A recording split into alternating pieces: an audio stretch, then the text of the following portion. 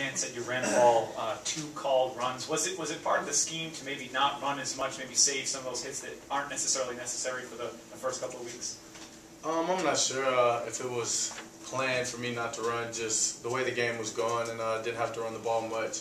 And when I did on some of those call plays, it was effective. So just kind of think just the way we're going about the offense now. You know, Brandon Holloway had some big moments and everything. How do you think he kind of fits into the offense going forward? Do you think he could be a little more of a feature back, or do you think it's better when he kind of, the offense picks his spots so that he's more effective? What do you think about the way he yeah, he's definitely a feature back. We have some big backs. When we get those young guys going, y'all see a lot more size in our back. So when he can get in there, just change it up, some different play calls for him to utilize his speed along the edge and stretch the defense, he'll have success.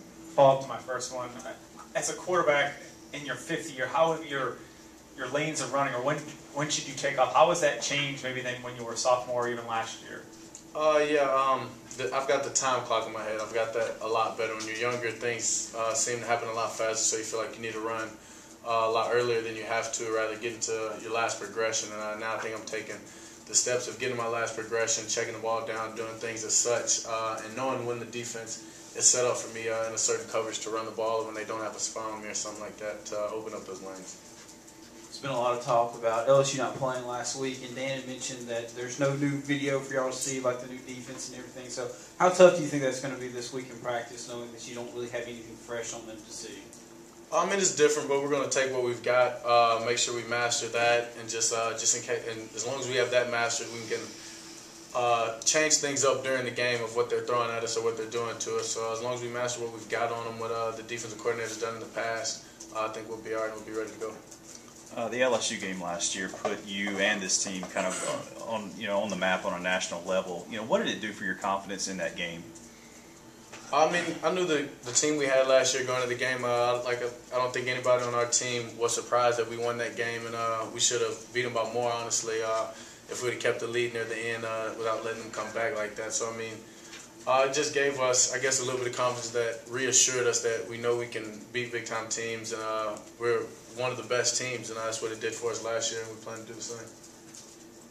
Home opener, sold-out crowd, obviously it's a game everybody's eagerly anticipating. How do you as a leader kind of keep these younger guys out of the clouds and on the ground? Just make sure they're prepared. As long as they're prepared, they know the game plan, they know the scheme, what we're doing going into the game, then you're ready to go. The nerves kind of chill out when you know exactly what you're doing. You're ready for every situation or everything that can happen during the game. So just to stay focused, still a football game. It's on a bigger level, but this is what we all come to Mississippi State for. This is what the SEC is about. So they'll be excited for it and make sure they're ready.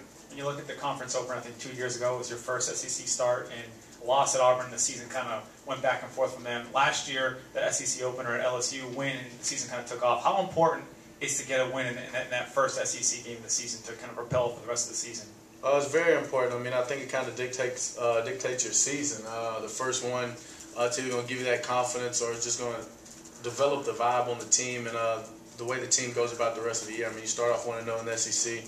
We'll be first this week if we do that. If you lose, you're last. So, I mean, you got to climb the charts back up versus staying in front and controlling your destiny. So it's a big game. From a personal standpoint, being from Louisiana and things, is the LSU game one that you kind of highlight on your schedule each year? I mean, yeah, just being from Louisiana, all my friends, high school coaches, everybody, LSU fans, even some family members. If we're not playing them, they're cheering for LSU. So, yeah, I mean, it's always a fun game. It's excitement for me, for my family, and all the Louisiana guys on the team. Dan asked a second ago about the LSU stuff and how they didn't play. As a quarterback, would you rather have the game of experience, or would you rather be more fresh, or is that overblown? You know what I mean? Would you rather have it from your perspective or LSU's perspective right now? I still don't get it. Would you rather be in the situation that you're in right now of having played a game, or would you rather be LSU and be fresh? Oh, okay.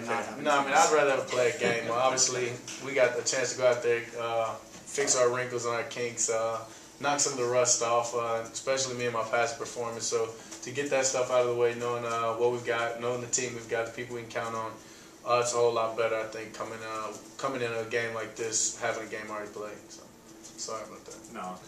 Now that you've had a chance to watch the tape, what are your impressions of the offensive line?